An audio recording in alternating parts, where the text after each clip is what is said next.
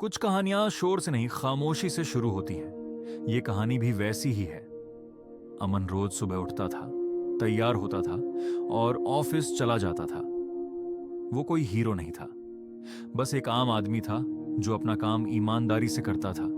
उसे लगता था कि अगर वो चुपचाप मेहनत करता रहेगा तो एक दिन हालात बेहतर हो जाएंगे। लेकिन ऑफिस में एक आवाज थी जो हर दिन उसे छोटा बना देती थी। उसके बॉस की आवाज। मीटिंग के बीच सबके सामने वो अक्सर कहता, तुम जैसे लोग तो आसानी से रिप्लेस हो जाते हैं। अमन कुछ नहीं बोलता। वो जानता था कि यहां आवाज उठाने का मतलब नौकरी खो देना भी हो सकता है। काम ऑफिस में खत्म नहीं होता था। रात को ईमेल आते थे, वीकेंड पर कॉल, लंच के समय भी टास्क। धीरे धीरे अमन की जिंदगी सिमटने लगी। घर में मां पूछती, बेटा खाना ठंडा हो रहा है, और अमन कहता, थोड़ी देर में। वो थोड़ी देर कभी खत्म नहीं होती थी। नींद कम होती गई, हंसी गायब हो गई और जिंदगी बोझ लगने लगी। फिर एक दिन मीटिंग में बॉस ने वही बात और कड़वे लहजे में दोहराई, तुमसे बेहतर तो 100 लोग मिल जाएंगे। उस दिन अमन ने कुछ नहीं कहा, लेकिन रात को बाथरूम में आईने के सामने खड़े होकर वो खुद से पूछ बैठा, क्या मैं वाकई इतना बेकार हूं? पहली बार उसके दिमाग में जिंदगी खत्म करने का ख्याल आया। उसी पल उसे अपनी मां का चेहरा याद आया। वो रुक गया। अगले दिन ऑफिस में एक छोटी सी गलती हुई, इतनी छोटी कि आम तौर पर कोई उस पर ध्यान भी ना देता। लेकिन बॉस भड़क उठा। सबके सामने उसने कहा, तुमसे कुछ नहीं होता, तुम कामचोर हो, तुम हमेशा काम से भागते हो। वही लाइन जिसने सब तोड़ दिया। उस दिन अमन चुप नहीं रहा। उसने धीरे से अपना सिस्टम बंद किया, बैग उठाया और बॉस के केबिन में गया। बॉस ने ताना मारा, क्या हुआ? अब भागने का इरादा है? तभी अमन ने पहली बार आंखों में आंखें डालकर कहा, मैं काम से नहीं भाग रहा, लेकिन रोज की बेइज्जती अब मुझसे और बर्दाश्त नहीं होती।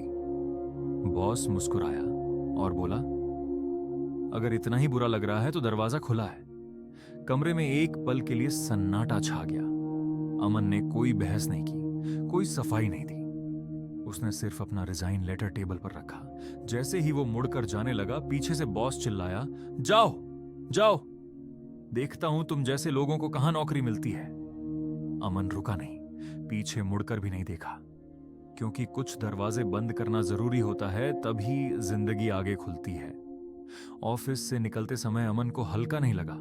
उसे लगा जैसे कंधों से एक बोझ हटा हो, लेकिन दिल में एक डर बैठ गया हो। घर पहुंचा तो दरवाजा खुला था। मां रसोई में थी, चूल्हे पर सब्जी छड़ी थी। मां ने पलट कर देखा और बिना कुछ पूछे कहा, आज जल्दी आ गया। अमन ने सिर हिला दिया। वो कमरे में गया, बैग नीचे रखा, कुर्सी पर बैठ गया। काफी देर तक कुछ नहीं बोला। रात को खाना परोसा गया।